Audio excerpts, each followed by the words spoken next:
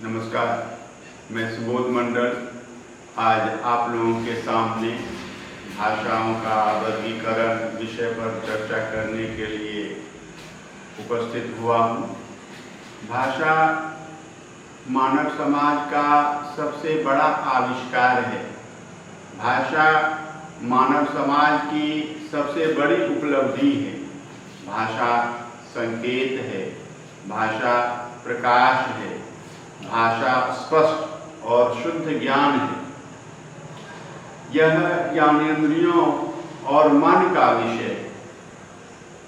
भाषा मानव मुख उच्चारण अवयवों से उच्चरित यादृच्छिक एवं रूढ़ ध्वनि प्रतीकों की वह संरचनात्मक व्यवस्था है जिसके माध्यम से समाज विशेष के लोग आपस में सूचना, भाव, ज्ञान और विचार आदि का आदान प्रदान करते हैं।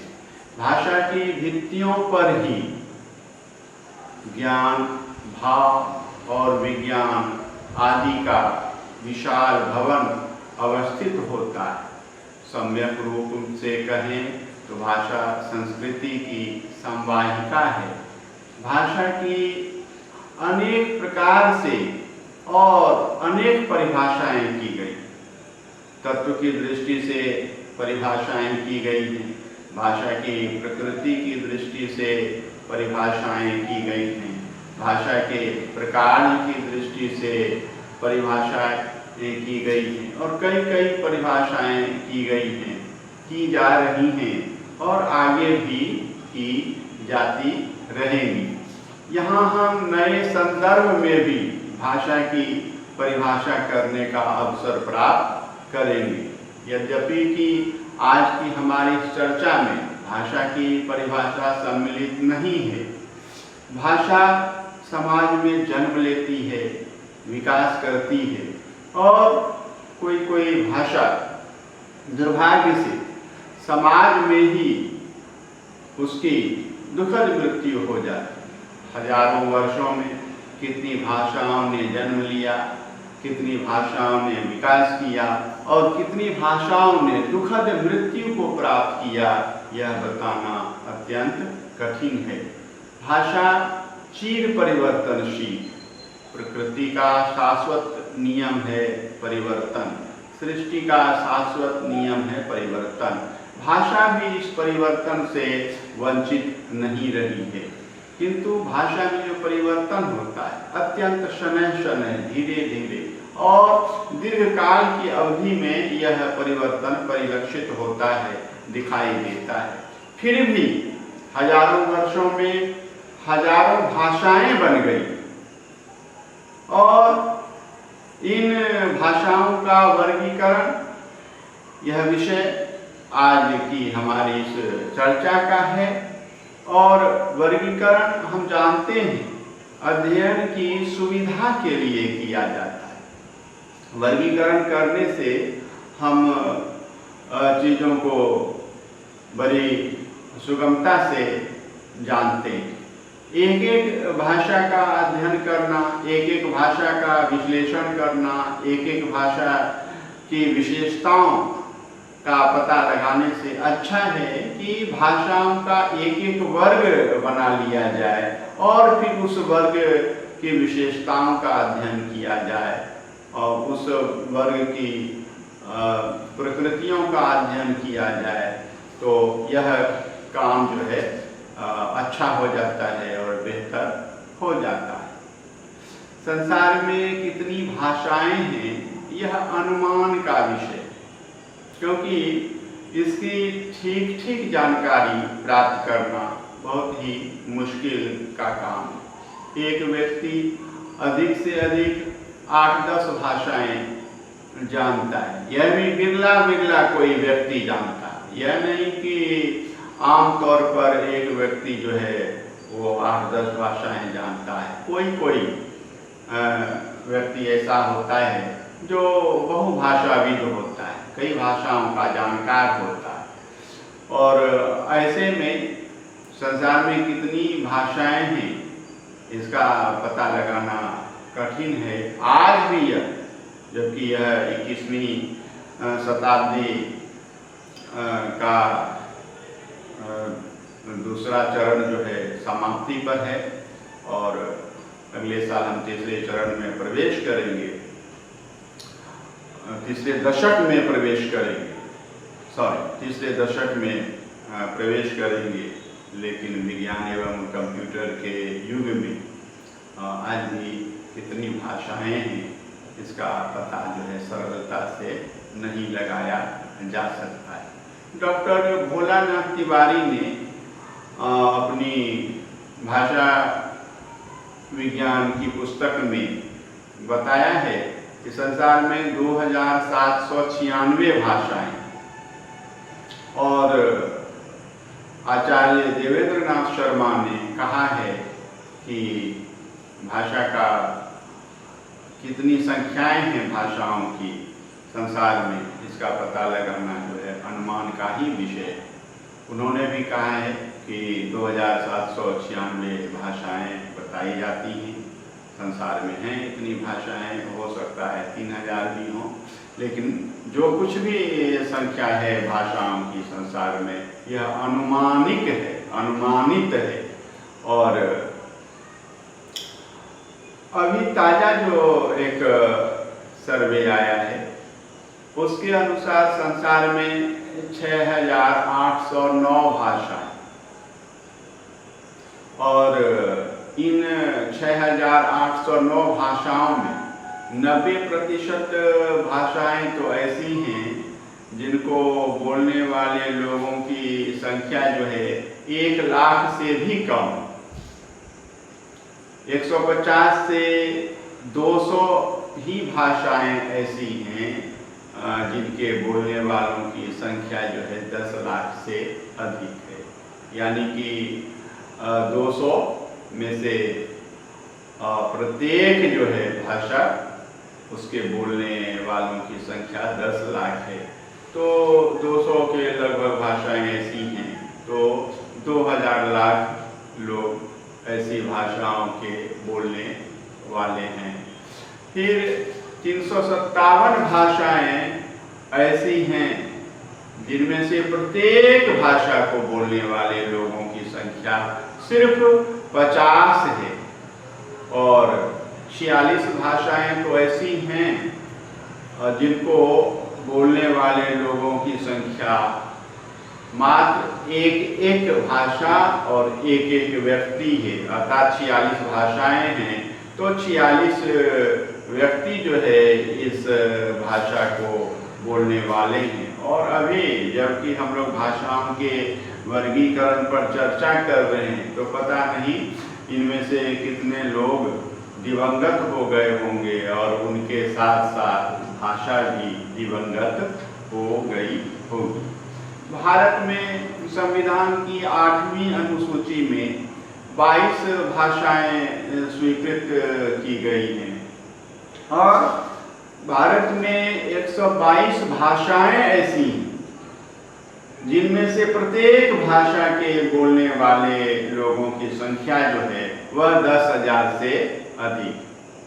1961 की जनगणना के अनुसार भारत में 1019 मातृभाषाएं हैं और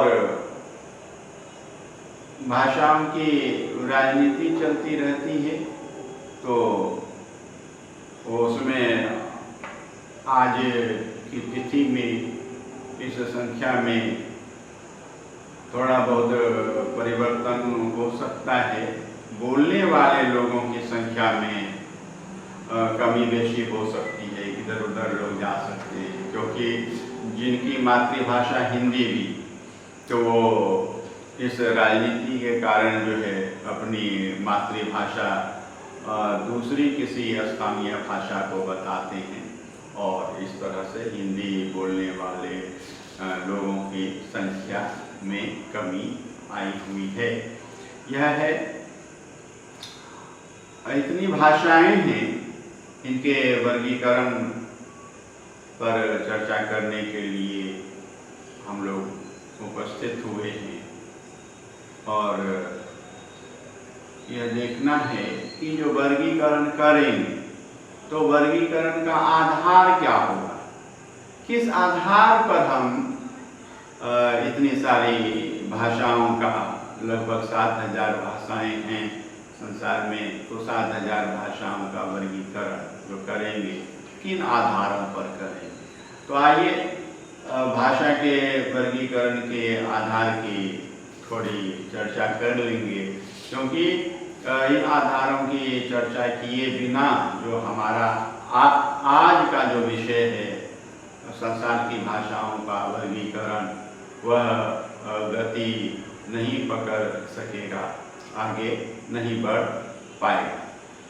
संसार की भाषाओं के वर्गीकरण का पहला आधार जो है वह जो है महाद्वीपीय आधार, महादेशीय आधार, अर्थात हम महाद्वीप के आधार पर, महादेश के आधार पर भाषाओं का वर्गीकरण करते हैं।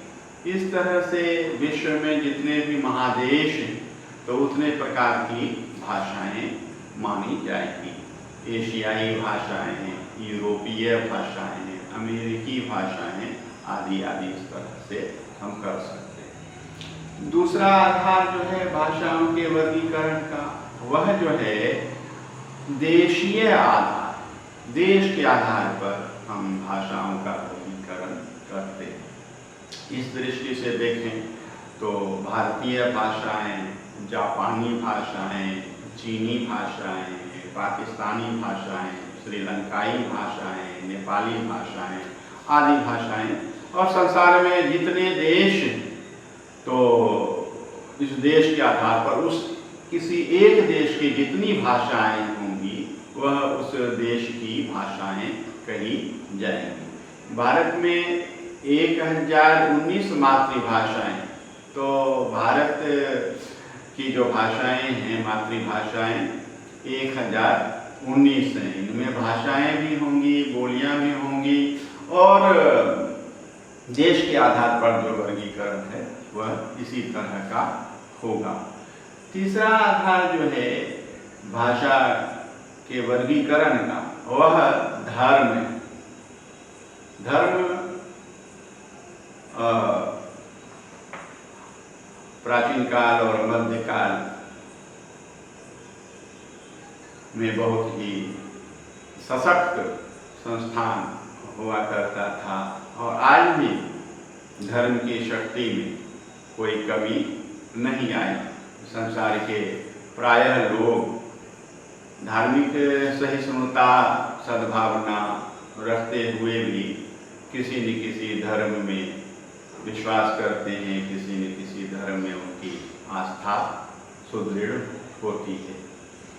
धर्म के आधार पर जो भाषाएं होंगी, हिंदू भाषाएं, मुसलमानी भाषाएं, यहूदी भाषाएं, पारसी भाषाएं आदि, इस तरह की भाषाएं जो हैं धर्म के आधार पर।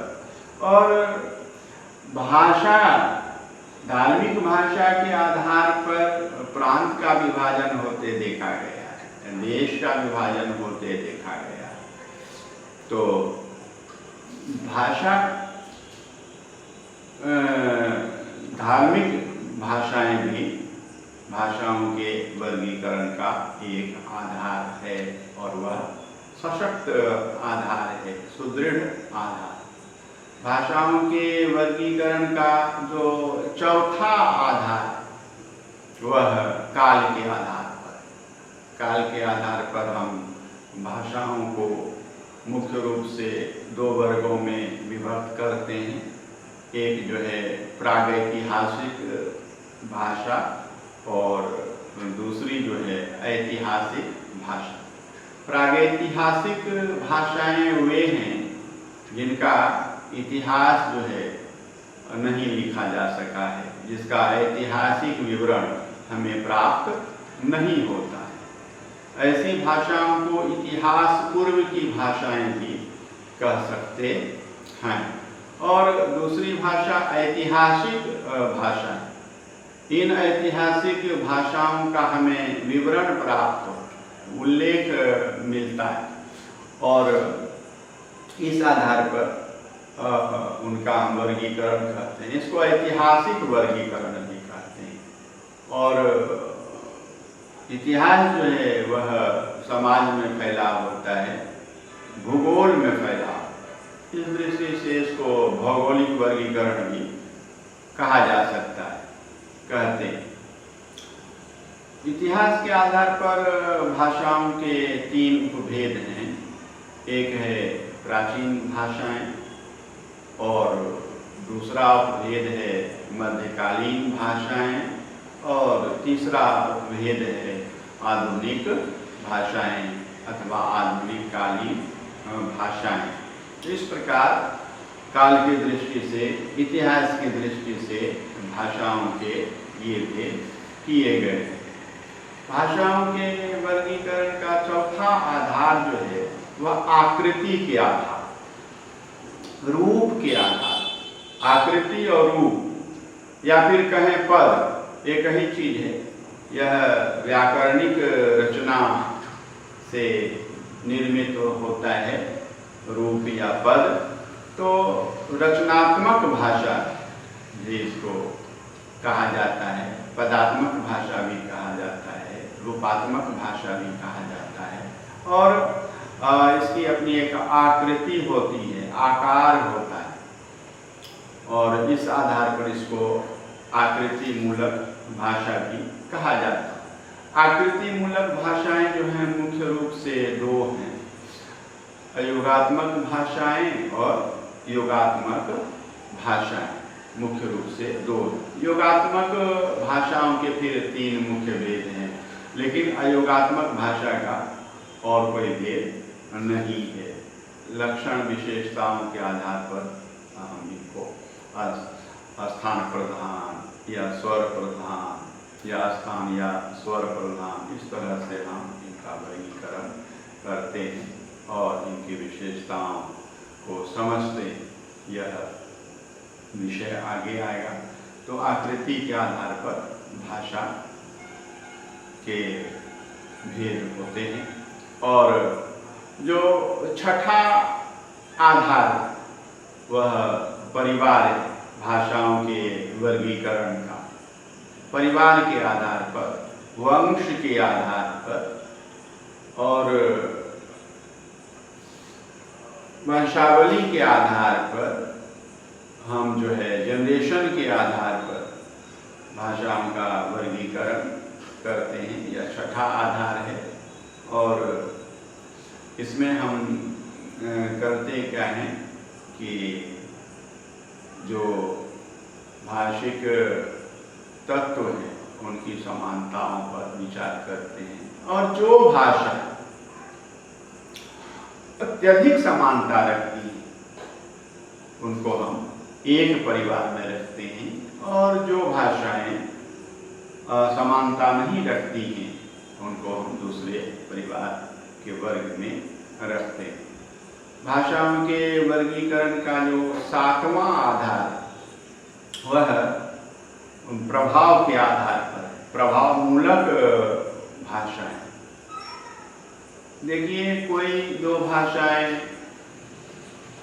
आकृति की दृष्टि से आपस में समान नहीं हो, समानता नहीं रखती हो, या फिर परिवार की दृष्टि से वे एक परिवार की नहीं हो, पारिवारिक समानताएं नहीं रखती हो, लेकिन प्रभाव के आधार पर उनमें कुछ समानताओं को ढूंढा जा सकता है।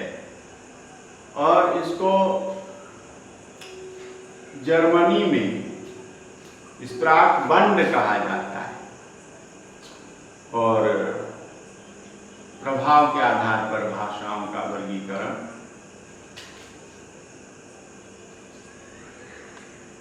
प्रभाव के आधार पर भाषाओं के वर्गीकरण की चर्चा हो रही है। 2 भाषाएं, 2 से अधिक भाषाएं आकृति की दृष्टि से आपस में कोई समानता नहीं रखती हैं, या फिर परिवार की दृष्टि से भी आपस में उनमें समानताएं नहीं दिखाई देती हैं। लेकिन प्रभाव के आधार पर उनमें महत्वपूर्ण और रुचिपूर्ण जो हैं विशेषताएं देखी जा सकती हैं। हिंदी और तमिल, हिंदी भारतीय परिवार की भाषा है और तमिल जो है वह द्रविड़ भाषा परिवार की एक सदस्य है और आकृति की दृष्टि से भी उनमें विभिन्नता है। फिर भी दोनों ही भाषाएं संस्कृत से प्रभावित होने के कारण संस्कृत की ध्वनियाँ दोनों ही भाषाओं में मिलती। तो ध्वनियों की दृष्टि से दोनों भाषाओं में, हिंदी और तमिल में, कतिपय समानताएं ढूंढी जा सकती हैं और उन समानताओं का विश्लेषण किया जा सकता है। उसी तरह से संस्कृत के शब्द भी दोनों भाषाओं में आए और इस कारण से शब्द समूह की भी दृष्टि से दोनों भाषाओं में समानताएं ढूंढ ली जा सकती। हिंदी साहित्य के रीति काल में जो ब्रजभाषा है, रीतिकाल की मुख्य भाषा ब्रजभाषा ही है, तो इस ब्रजभाषा पर फारसी का बहुत ही अधिक प्रभाव, इस दृष्टि से भी रीतिकाल की ब्रजभाषा का एक अच्छा अध्ययन किया जा सकता है और प्रभाव के आधार पर ये बताया। भाषाओं के वर्गीकरण के इन 7 आधारों में भाषा विज्ञान की दृष्टि से अंतिम 3 आधार जो हैं वे महत्वपूर्ण हैं। आकृति के आधार पर भाषाओं का वर्गीकरण, इतिहास के आधार पर भाषाओं का परिवार के आधार पर भाषाओं का वर्गीकरण और प्रभाव के आधार पर भाषाओं का वर्गीकरण। और कई पुस्तकों में प्रभाव के आधार पर भाषाओं के वर्गीकरण का विश्लेषण नहीं है भाषा विज्ञान की पुस्तकों में, और इसीलिए अधिकतर भाषा विज्ञानी यही कहते हैं कि भाषा विज्ञान की दृष्टि से भाषाओं के वर्गीकरण के मुख्य आधार जो हैं वे 2 ही हैं। वे हैं आकृति मूलक वर्गीकरण और परिवार मूलक वर्गीकरण। आकृति मूलक वर्गीकरण और परिवार मूलक वर्गीकरण को हम यहाँ स्पष्ट रूप से और अत्यंत संक्षेप में समझने का प्रयास करेंगे। भाषा की जो परिभाषाएं हमने देखी हैं, यहाँ कुछ दूसरे संदर्भ में हम भाषा की परिभाषाओं के विषय में बात करेंगे। भाषा प्रकृति और प्रत्यय का यौगिक प्रतिफलन है। हम ऐसा नहीं कह सकते कि भाषा प्रकृति और प्रत्यय का योगफल है। जैसे हम यह नहीं कह सकते कि रस जो है विभाव, अनुभाव और व्यभिचारी का जो है वह संयोग है। ऐसा नहीं कह सकते। हम कहेंगे कि रस जो है उसकी निष्पत्ति जो है विभाव अनुभाव और व्यभिचारी के संयोग से होती है। उसी तरह से हम यहाँ कहेंगे कि भाषा जो है वह प्रकृति और प्रत्यय का यौगिक प्रतिफलन। प्रतिफलन में भाषा की जो संरचनात्मक व्यवस्था है वह व्यवस्था पूरी की पूरी आ जाती है, उसमें समाहित हो जाती है।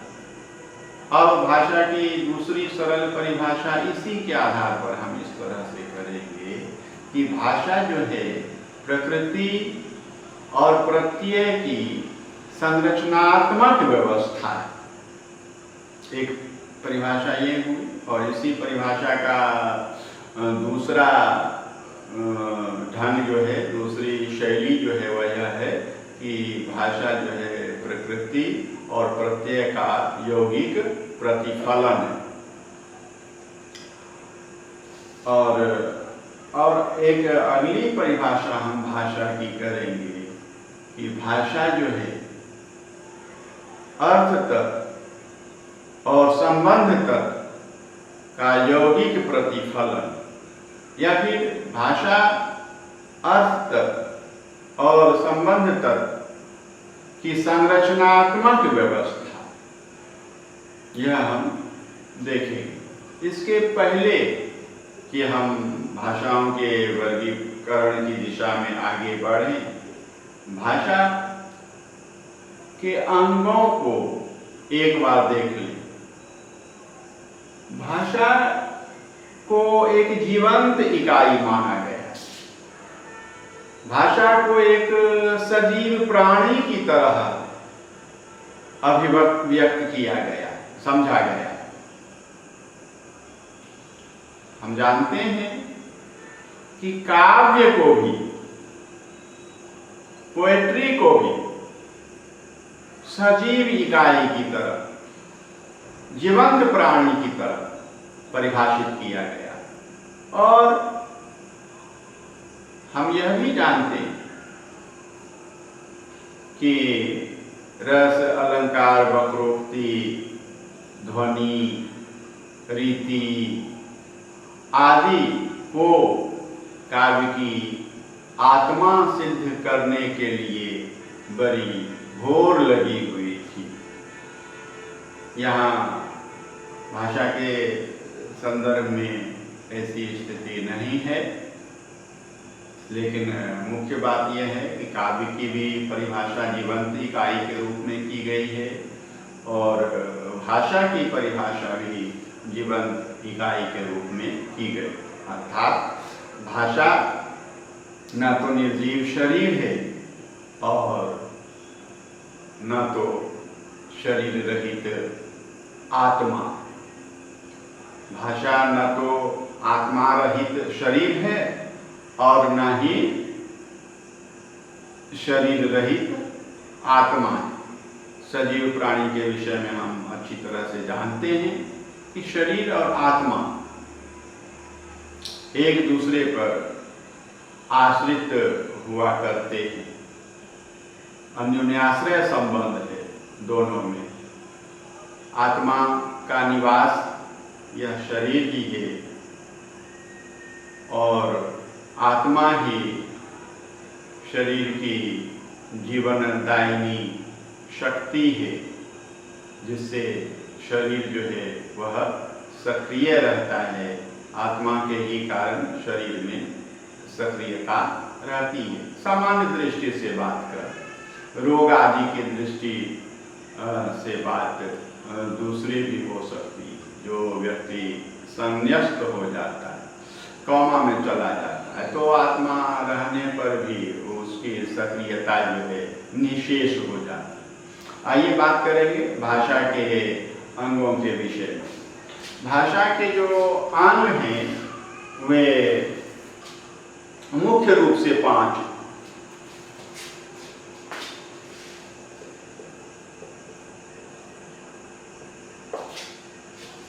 और पहला जो है अंग वह ध्वनि, दूसरा जो है अंग वह शब्द। तीसरा जो है अंग, वह रूप या पद। चौथा जो है अंग, वह जो है वाक्य। और पांचवा जो अंग है वह अर्थ है, मीनिंग, माने। देखिए ये चारों जो हैं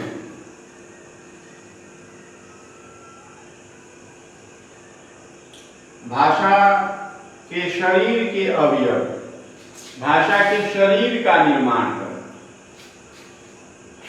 और अर्थ जो है वही भाषा की आत्मा, यही भाषा का प्राण तत्व है। और इसका संबंध जो है मन से, मनोविज्ञान से। शब्द में अर्थ आश्रित होते हैं। शब्द अर्थ के, भाव के, क्रिया के संकेत होते हैं। ध्वनियों के सम्मिलन से शब्द बनते। शब्द ध्वनियों का समुच्चय है, किंतु अर्थवान है।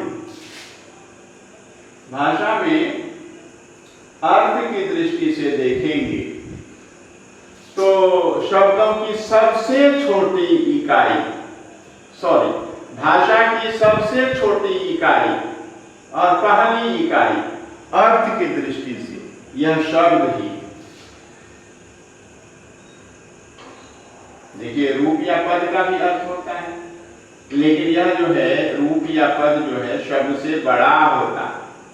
आकार, रचना, क्योंकि शब्द में विभक्ति नहीं होती, शब्द विभक्ति रहित होते, लेकिन रूप या पद जो है वह विभक्ति रहित नहीं होते, ये विभक्ति सहित होते। तो शब्द विभक्ति रहित है और रूप या पद विभक्ति सहित है, तो यह जो है उससे बड़ा।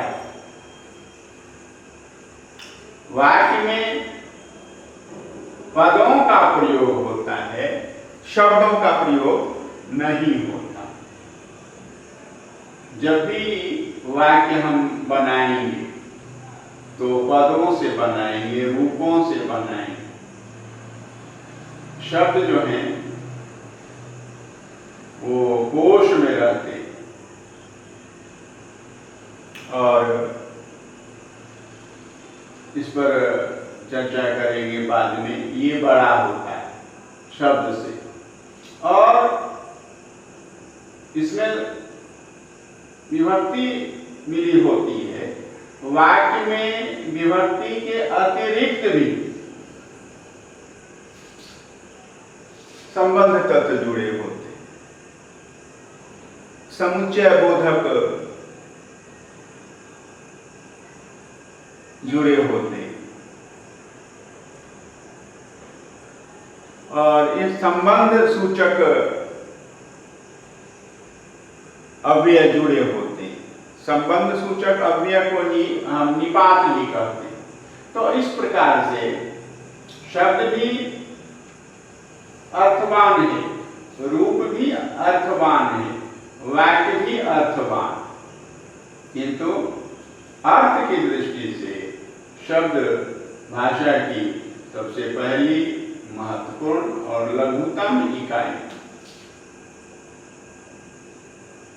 शब्द में रूप और पद में अंतर यह है कि शब्द वाक्य में प्रयुक्त होने के लिए बाध्य, यह स्वतंत्र नहीं है। इसका जो है वाक्य में प्रयोग विभक्ति जोड़कर किया ही किया जाना, और यह वाक्य। तो हम देखते हैं कि शब्द है, शब्द रूप या पद से छोटा है और रूप या पद जो है वह वाक्य से छोटा। यहाँ इसको ऐसे देखेंगे, अगर हम इधर से लिखें तो वाक्य बड़ा हो गया रूप या पद से, और रूप या और पद बड़ा हो गया शब्द से। इन दोनों ही तरीकों से हम बता सकते हैं। हो सकता है कुछ यहाँ तो रूढ़िवादी लोगों की कमी नहीं है, तो इसको सही मानेंगे और इसको सही नहीं मानेंगे, लेकिन गणित का जिनको भी थोड़ा सा ज्ञान है वो समझ जाएंगे कि इस प्रकार इसी तथ्य को इस प्रकार से भी व्यक्त किया जा सकता है। यह हमने देखा है, अच्छी तरह से समझा है। यह स्वतंत्र इकाई नहीं है, परंतु सबसे छोटी, लघुतम और अर्थवान इकाई। भाषा विज्ञान में शब्द को बिल्कुल ही सार्थक मानना है। शब्द की परिभाषा ही है कि वह लघुतम, अर्थवान, किंतु प्रयोग की दृष्टि से परतंत्र इकाई है। प्रयोग की दृष्टि से, व्यवहार की दृष्टि से स्वतंत्र इकाई नहीं। इसलिए भाषा विज्ञान की पुस्तकों में और व्याकरण में और कई जो विचारक हैं वह जो अगर कहते हैं कि अर्थ की दृष्टि से शब्द जो है सार्थक और निरर्थक होते हैं, यह गलत कहते हैं, क्योंकि शब्द हर हमेशा सार्थक ही है। जो निरर्थक ध्वनियां हैं उनकी गणना जो है शब्द में नहीं होती है। ध्वनियों का समुच्चय जो निरर्थक होता है वह शब्द नहीं होता है, और उसकी गणना जो है इसमें शब्द में नहीं होती है। हम थोड़ा थोड़ा करके समझते चलेंगे तो यह ज्यादा अच्छा रहेगा। ये हमने देखा है, समझा है, और यहाँ समझने के लिए पूरी स्वतंत्रता है। इसी के लिए मैं प्रयासरत हूँ। और आप देखिए कि रूप या पद ये बड़ा है और वाक्य छोटा, और ये सभी शरीर, और यह आत्मा या भाषा का प्राण तत्व। भाषा का प्राण तत्व। देखिए, आकृति मूलक वर्गीकरण और परिवार मूलक वर्गीकरण बस कुछ ही क्षणों में समझा जा सकता है। जब हम भाषाओं का आकृति मूलक वर्गीकरण करते हैं तो भाषाओं की ध्वनियों की समानताएं देखी जाती हैं, शब्दों की समानताएं देखी जाती हैं, रूपों या पदों की समानताएं देखी जाती हैं, और वाक्यों की समानताएं देखी जाती हैं। इन्हीं ध्वनियों, शब्दों, रूपों या वाक्यों की समानताओं पर विचार किया जाता है भाषाओं के इस वर्गीकरण में। ये भाषा की रचना के तत्व, आकृति के तत्व, इसीलिए ऐसे वर्गीकरण को आकृति मूलक वर्गीकरण, आकृति मूलक वर्गीकरण।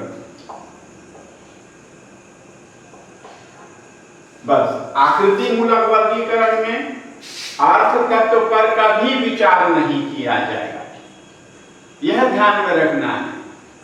और अगर आपने यह ध्यान में रख लिया कि भाषा के ये 5 अंग हैं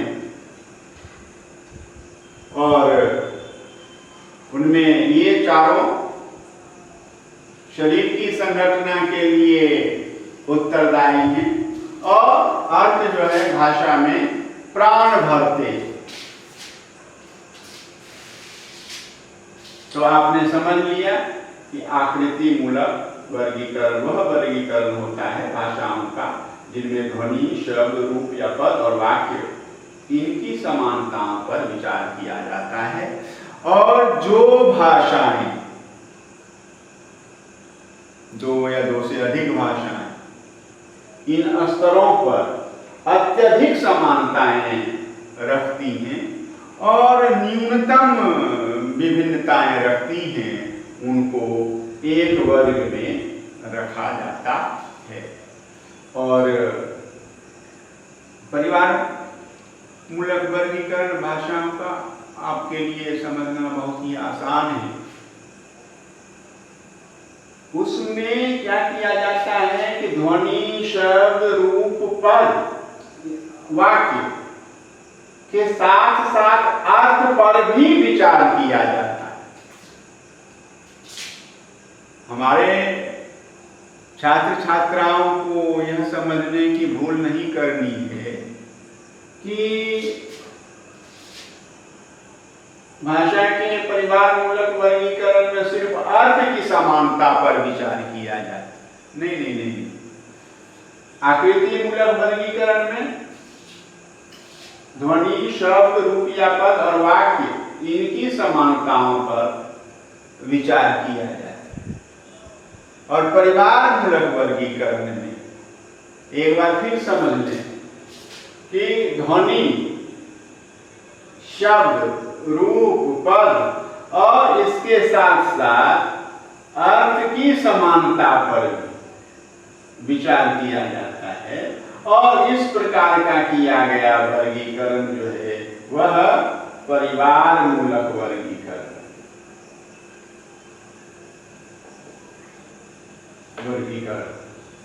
तो यह हमने देखा है कि आकृति मूलक वर्गीकरण और भाषाओं का परिवार मूलक वर्गीकरण,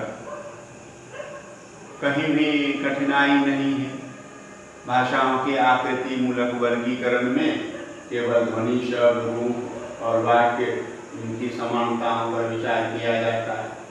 इसमें अर्थ की समानताओं पर विचार नहीं किया जाता है। किंतु पारिवारिक वर्गीकरण में, भाषाओं के पारिवारिक वर्गीकरण में हम देखते हैं कि ध्वनि पर भी विचार किया जाता है, शब्द पर भी, रूप पर भी, वाक्य पर भी और इनके अतिरिक्त अर्थ पर भी विचार किया जाता है। और अर्थ जो वह भाषा का प्राण तत्व, अर्थ जो है भाषा की आत्मा है। यह मन का विषय है, यह मनोविज्ञान का विषय। और ध्वनि अंग है, शब्द अंग है, रूप या पद अंग है, वाक्य अंग है।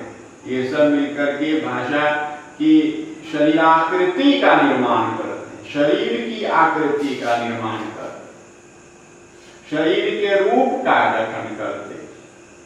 तो आप यह देखेंगे कि इस तरह के वर्गीकरण को शब्दात्मक वर्गीकरण भी कहते हैं या शब्दाश्रित वर्गीकरण भी कहते हैं। आकृति मूलक वर्गीकरण को शाब्दिक वर्गीकरण, शब्दात्मक वर्गीकरण, शब्दाश्रित वर्गीकरण, उसी तरह से रूपात्मक वर्गीकरण, पदात्मक वर्गीकरण, रूपाश्रित वर्गीकरण या पदाश्रित वर्गीकरण। ये वाक्य मूलक वर्गीकरण, वाक्यात्मक वर्गीकरण या वाक्य आश्रित वर्गीकरण। आप वाक्य आश्रित अलग अलग भी लिख सकते हैं इसी तरह से सब में, और चाहे तो संधि करके भी वाक्याश्रित वर्गीकरण भी लिख सकते हैं। तो इतने नाम जो हैं ये हैं, ये हमने देखा। और परिवार के आधार पर जो भाषाओं का वर्गीकरण किया गया है उसमें ध्वनि, शब्द, रूप, पद, वाक्य के साथ साथ अर्थ पर भी विचार किया जाता है, इनकी समानताओं पर भी विचार किया जाता है। आगे हम क्या करेंगे कि जब इसका विश्लेषण करेंगे, आकृति मूलक भाषाओं का जब विश्लेषण करेंगे तो फिर विशेष चर्चा करेंगे, और फिर परिवार मूलक भाषाओं की जो चर्चा करेंगे तो वह विशेष रूप से चर्चा करेंगे। लेकिन अभी जो है कुछ चीज़ों की जानकारी हम प्राप्त कर लें। और जैसा कि संकेत भी किया जाए, बताया भी कि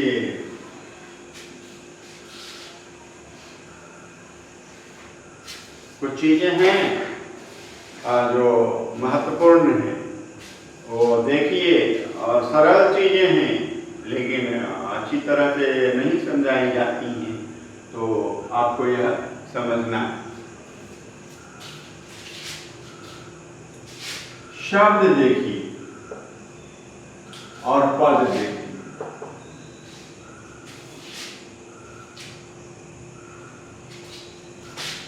विपरीतार्थक संबंध। शब्द का व्युत्क्रम पद होता है और पद का व्युत्क्रम शब्द होता है। कहीं भी संदेह की आशंका नहीं है, यह ध्यान में रखना। अब देखिए, शब्द जोड़ विभक्ति बराबर पद, और जानते हैं ये पद है और विभक्ति शब्द में जुड़ी हुई है। इसको हम इस तरफ ले जाएंगे बराबर चिन्ह के उस तरफ, तो पद माइनस विभक्ति। तो आप देखिए कि यहां क्या बच जाता है, शब्द बन जाता है। शब्द जोड़ विभक्ति बराबर पद, और पद में से विभक्ति को हटा लेते हैं तो वह शब्द बन जाता है। शब्द के लिए जो दूसरा शब्द आता है वो मैं बता रहा हूं, सूक्ष्मता से देखने की जरूरत है, समझने की जरूरत है, बारीकी से देखने और समझने की जरूरत। शब्द, अब देखिए यहां पर जोड़ देना है, प्रतिपद। प्रति बताया, व्युत्क्रमित उल्टा, तो यह बराबर हो जाता है। शब्द अर्थात प्रतिपद, प्रतिपद अर्थात शब्द। प्रतिपद किसको कहते हैं? शब्द को कहते हैं। और शब्द किसको कहते हैं? प्रतिपद को कहते हैं। प्रतिपद में ही इक प्रत्यय जुड़ करके प्रातिपदिक बनता है। प्रातिपदिक अर्थात जो शब्द से संबंधित हो। बिल्कुल चिंता नहीं करनी है, घबराना नहीं है कि बड़ा भारी भरकम शब्द है, बिल्कुल ही हल्का शब्द। प्रतिपद मतलब शब्द, और शब्द मतलब प्रतिपद। और एक और देखिए, जब प्रति को इधर कर देंगे तो प्रतिशब्द क्या हो जाएगा? पद।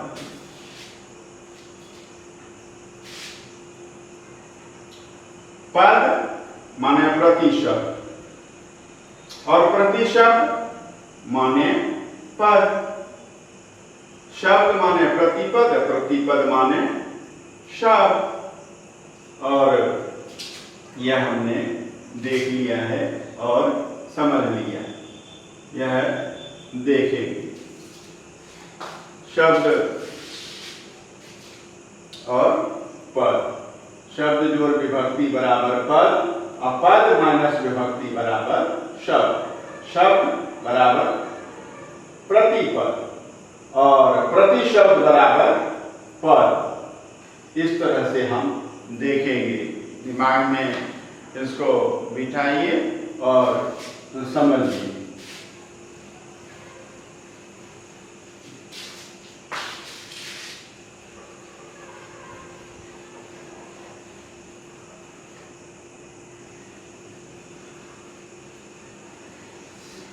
और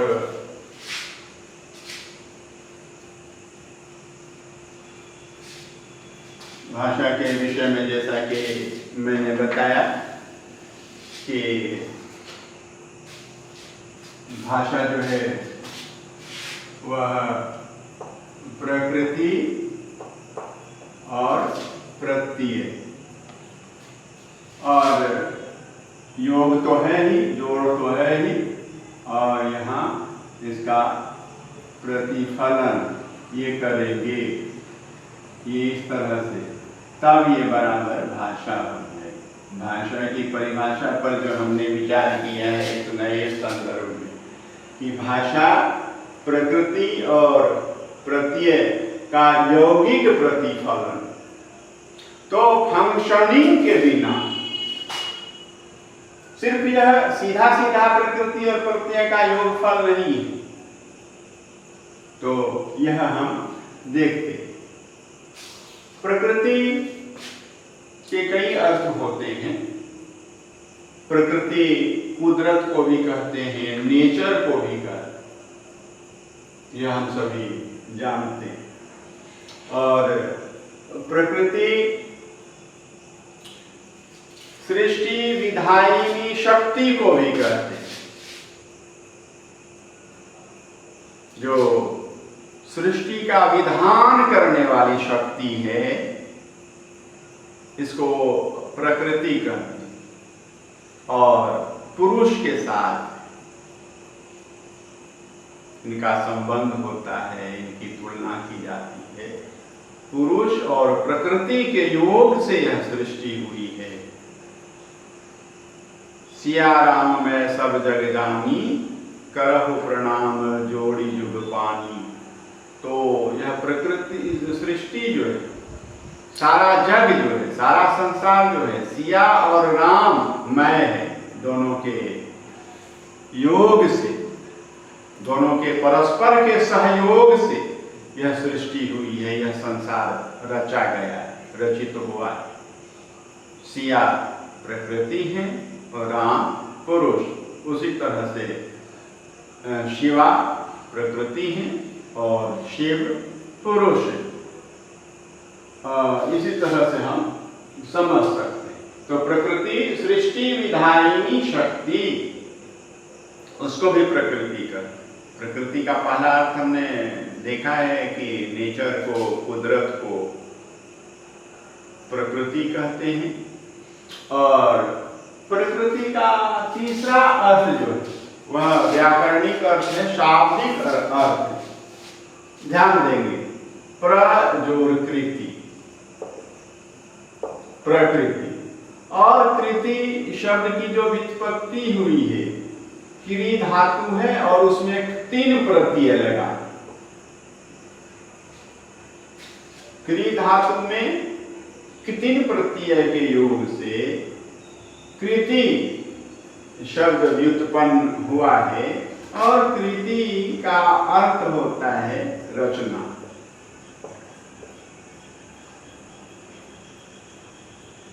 और प्र उपसर्ग है और प्र का अर्थ होता है प्रकृष्ट,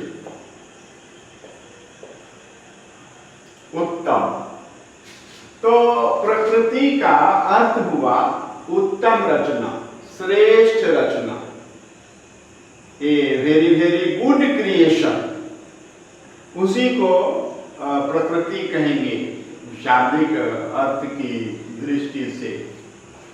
यौगिक शब्द है, प्र और कृति का योग है। और 3 जो है यह कृदंत प्रत्यय। तो यह देखेंगे, हम समझेंगे, प्रकृति को समझाएंगे। लेकिन यहाँ प्रकृति का जो अर्थ है वह न तो कुदरत से है, न नेचर से है, न सृष्टि की विधायिनी शक्ति से है, न प्रकृष्ट रचना से। यहाँ जो प्रकृति का अर्थ है वह अर्थ तत्व से,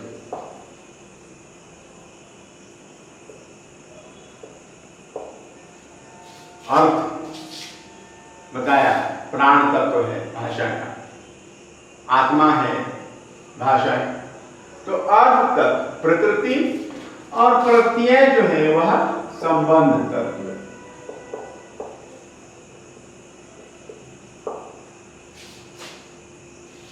और फिर यहां देखिए, ये देना ही पड़ेगा प्रतिफलन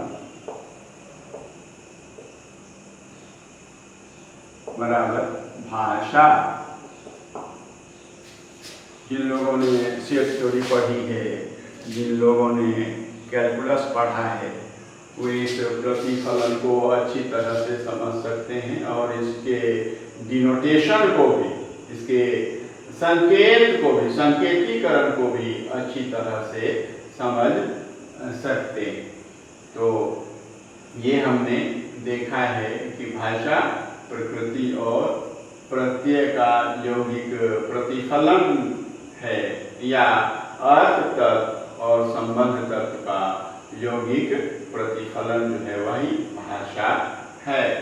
तो आज हमने इतना विचार किया है, आगे का मार्ग थोड़ा स्वच्छ किया है, कंटक विमुक्त किया है। आगे फिर बात होगी। बहुत बहुत धन्यवाद।